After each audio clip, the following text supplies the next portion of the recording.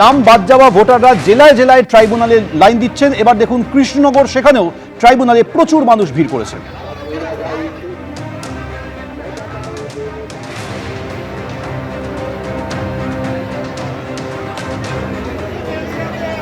ক্যানিংয়ের ছবি, সেখানেও ট্রাইব্যুনালে লম্বা লাইন। আর যে ভোটাররা উদ্বেগ নিয়ে সেখানে উপস্থিত হয়েছেন তাদের সঙ্গে কথা বলেছেন ক্যানিং পশ্চিমের তৃণমূল প্রার্থী পরেশ রাম দাস।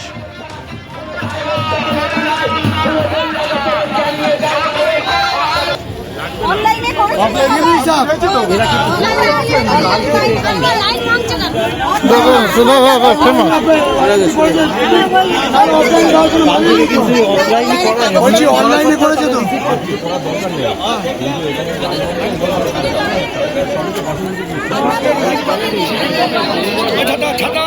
আমি বলছি আপনাদের, আমি বলছি যদি আপনাদের অনলাইনে করে থাকেন তাহলে আপনাদের অফলাইন করার দরকার নেই, আর যারা অনলাইনে করেননি তারা অনলাইনে জমা দিয়ে আসবে। আর এই যে যেভাবে নাম বাদ দিয়েছে এসআইআরে, তার বিরুদ্ধে মুখ্যমন্ত্রী এবং অভিষেক বন্দ্যোপাধ্যায় আইনে যা যা ব্যবস্থা নেওয়া নিচ্ছে, আপনারা নিশ্চিত থাকুন অনলাইন থাকলে আপনাদের নাম উঠবে। তার জন্য যতদূর যাওয়ার কথা আমরা যাবো।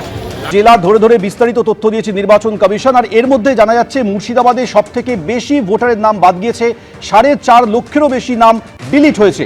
এদিকে বহরমপুরে যে ট্রাইব্যুনাল, সেখানে লম্বা লাইন দেখা যাচ্ছে, সেই ছবি আপনাদের সামনে রেখেছি। সরাসরি কথা বলবো, আমাদের প্রতিনিধি রাজীব চৌধুরী রয়েছেন। রাজীব। সোমেন, দেখো বহরমপুরের যে ভূমি সংস্কার দপ্তরের যে ট্রেনিং সেন্টার রয়েছে, রেল ট্রাইব্যুনাল সেন্টার রয়েছে, সেখানে ডিলিটেড যারা রয়েছেন তাদেরকে নিয়ে কিন্তু তারা নথি জমা দিচ্ছেন। আমি শুভরাজকে একটু দেখানোর চেষ্টা করে বলবো যে লাইনটা তুমি দেখো, যে আমাদের ক্যামেরায় গোটা লাইনটা কিন্তু আসছে না, একেবারে 5-6 হাজার মানুষ ইতিমধ্যেই তারা লাইন দিয়ে সকাল থেকে তাদের নথি জমা করছেন। এবং তাদের অনেকেরই অদ্ভুত অদ্ভুত বিষয় দেখা যাচ্ছে, তাদের পরিবারের নাম রয়েছে, 1-2 বাদ চলে গেছেন।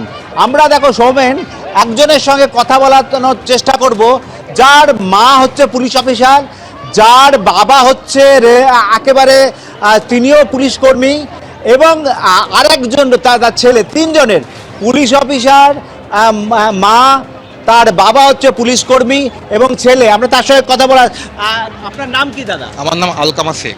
আপনার বাড়িতে কার কার নাম চলে গেছে? আমার বাবার, মার, আমার 3 জনেরই। আপনার বাবা মা কি করেন? আমার মা সাব ইন্সপেক্টর একজন, আমার বাবা হচ্ছে জেল পুলিশের কর্মী, jail police order driver. Sub inspector কোথাকার? Jangipur SP office, STU special task unit. তার সাব ইন্সপেক্টর? হ্যাঁ। আপনার বাবা জেল পুলিশের কাজ করেন? ইয়েস। আপনি কি করেন? আমি ব্যবসা করি। ব্যবসা করেন? হ্যাঁ। আপনাদের গোটা বাড়ির কারো নাম নেই? না, আমার বাবার মায়ের 3 জনেরই নাম নেই। এই রকম আমরা একাধিক লোকজনকে দেখতে পাচ্ছি, সরকারি পুলিশ অফিসার, তাদের বাড়ির ডিলিটেড হয়ে গেছে। এবং আমি শুভরাজকে একটু দেখানোর চেষ্টা করব যে কি উদ্বেগের সঙ্গে, দেখো মহিলাদের লাইন এবং পুরুষদের লাইন, দীর্ঘ লাইন, একেবারে দীর্ঘ লাইন রয়েছে।